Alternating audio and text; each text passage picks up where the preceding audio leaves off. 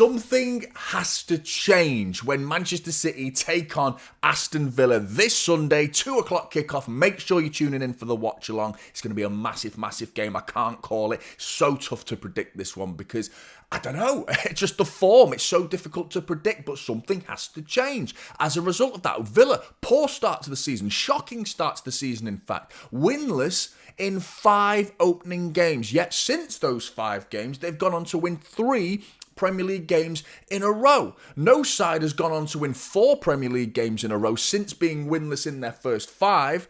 Prior to Preston in 1936. They were the last side to do it. Unbelievable. Manchester City have opened the scoring in their previous 6 games, whereas Aston Villa have won their last 2 games, having conceded the first 2 goals when they did such a thing. And I mean, something has to change once again. It's not an easy game, this. It's going to be so difficult for Manchester City, and I just can't call it. I'm really, really stuck with this one because I just worry about going to that place. They won their last 2 games, Aston Villa, against Manchester City at Villa Park. But Villa are Manchester City's second favourite team to face. We've faced them 31 times and scored 101 goals. Only Newcastle are our better side that we like to face, our more favourable side for Manchester City to face than Aston Villa. But don't forget, they beat us twice, the last 2 home games at Villa Park. So something has to change in this game. It's going to be a massive game, so important for Manchester City. Big, big question marks over injuries. The midfield concerns me because of Andre Onana, Boubacar Kamara, could be going up against the likes of Kovacic in midfield and Foden. Physicality battle. We have lost the battle at Villa Park due to physicality in that midfield. Previous seasons when we've gone in there with Kovacic and Rico Lewis and Foden, last season in particular, we got bullied off the park. And I mean, Morgan Rogers, he likes a fight as well. If we can get Nico Gonzalez back, by the way, this is prior to Pep Guardiola, so we may have some news for us that Nico Gonzalez's injury isn't as bad as first feared.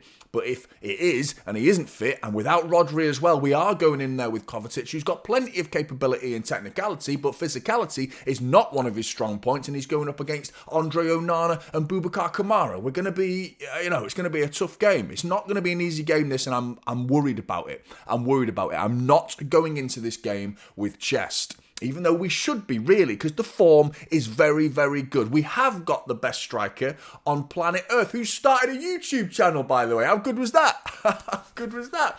Buzzing, man. The guy seems such a lovely human being. Such a humble guy. Just nips to the farm and gets some milk and some steaks. Tomahawk steaks, by the way. They weren't cheap. But still, you know what I mean? Very, very humble guy. Cooks his own food. And love it. Love it. Love to see it. Erling Haaland absolutely buzzing. Let's have a look at the recent form and go into a little bit more detail. As you can see, Villa, very bloody good. Apart from Go Ahead Eagles. I mean, that's a nice little reality check there for Villa. Right in time before we face them. So there is a nice bit of positivity there for Manchester City to take away from the fact that, one, they played on Thursday night, whereas we got 2 days further rest compared to Aston Villa. They had to rotate, but there will definitely be some of the same names that were in this starting 11 that are likely going to be playing against us. Maybe a few tired legs in that second half.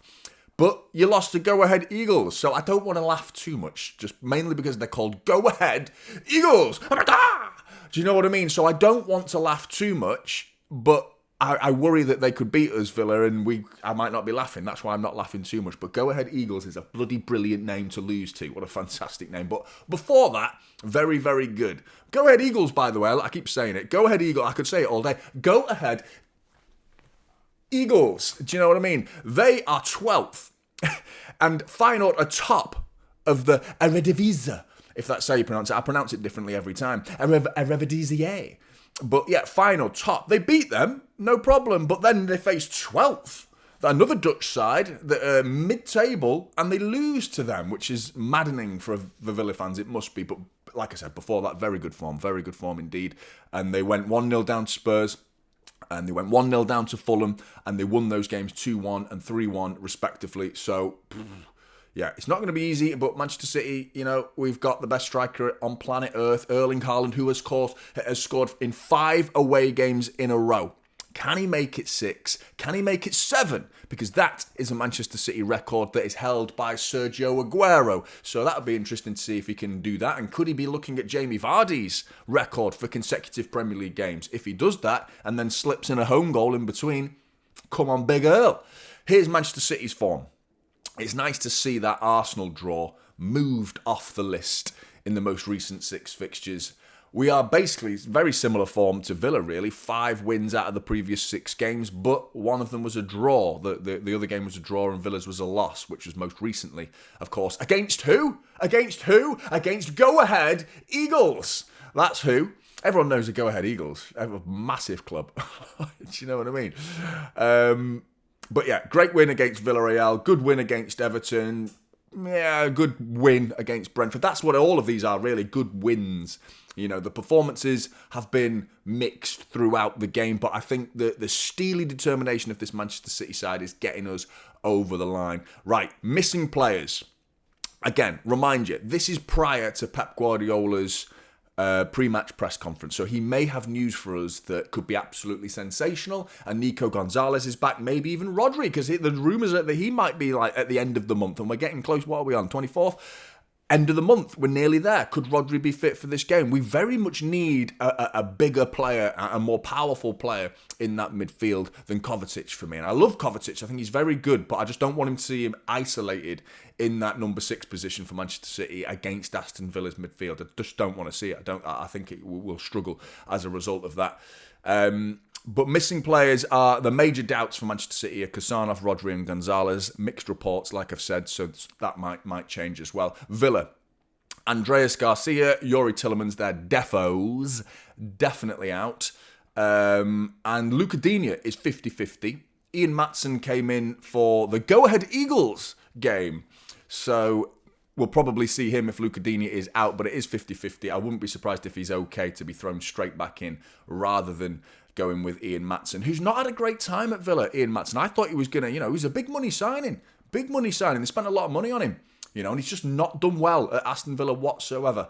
Right, predicted starting 11s. This is my Villa 11. Evan Gusand is a danger man for me. Not much has been said about him this season, in all honesty, but I do see him as a genuine threat on the break. Pace and ability to carry the ball is a concern for me, going down our potentially inexperienced side, where I wouldn't be surprised to see Nico O'Reilly start in this game, but he's been very, very good lately, so maybe he can cope with him.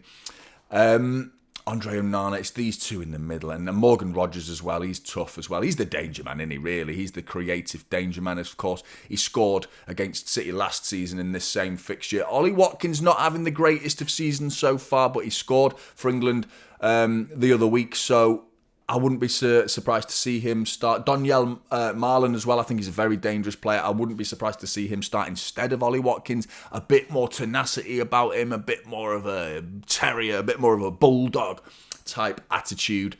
It's not like Ollie Watkins is a poodle, but you know what I mean? He's still like tough tackling, tough going centre forward, isn't he? But I think Donyell Marlon, is a bigger, more problematic physical opponent for the City defence to deal with. John McGinn, of course, is just very, very dependable. You can stick him anywhere. You could put him on the right, in the middle where Morgan Rogers is, or on the left, or even play him in the 6. Very versatile, very good player, John McGinn.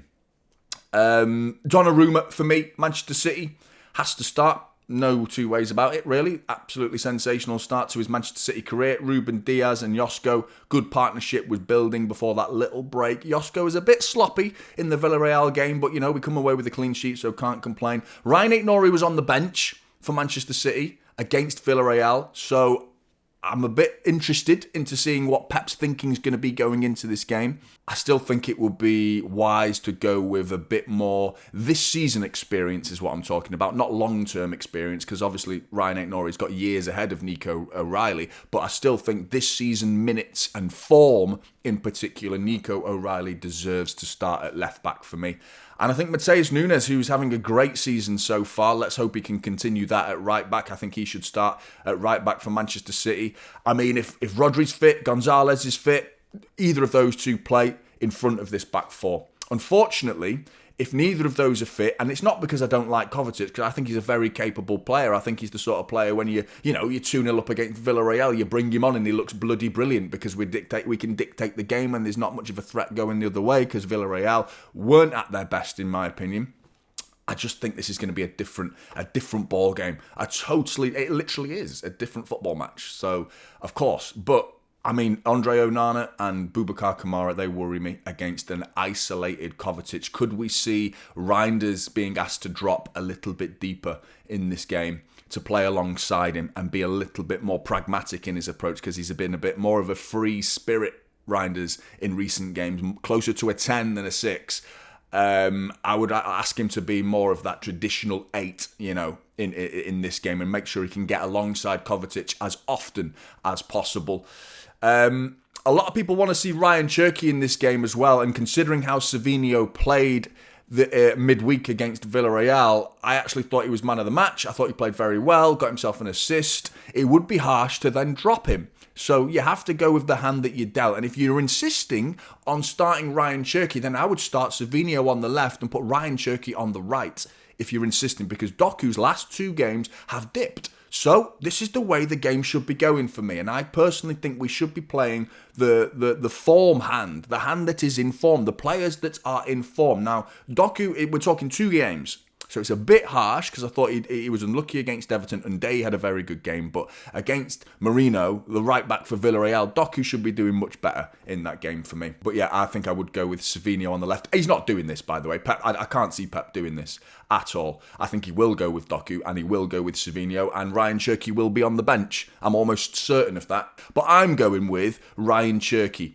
on the right. I just don't think he's going to do it, Pep, at all. To Johnny Reinders in that little inside pocket, and Phil Foden in the opposite pocket with the big man, Erling Haaland, who is in absolutely sensational form right now for Manchester City, and we need it to continue in this game. We have got the arguably one of the toughest fixtures since the Arsenal game, I would say. This is probably the toughest fixture for Manchester City since that game, and we drew that game. So we need to get 3 points here. We play at the same time as Arsenal do. We can apply a bit of pressure, down there. Just let them hear about the result going on at Villa Park. Oh, City are winning. Oh, shit. We need some of that. We need some of those vibes. Open the scoring. Even though Villa can turn it round, we've got to win this game. It's so important to keep the momentum going for Manchester City. Make sure you tune in for this Sunday's watch-along. Massive game for Manchester City. Let me know your thoughts in the comments below. Let me know your predictions. Let me know your preferred starting 11. Like and subscribe to Typical City, and I'll see you in the next one. This is Typical City now, holding up silverware.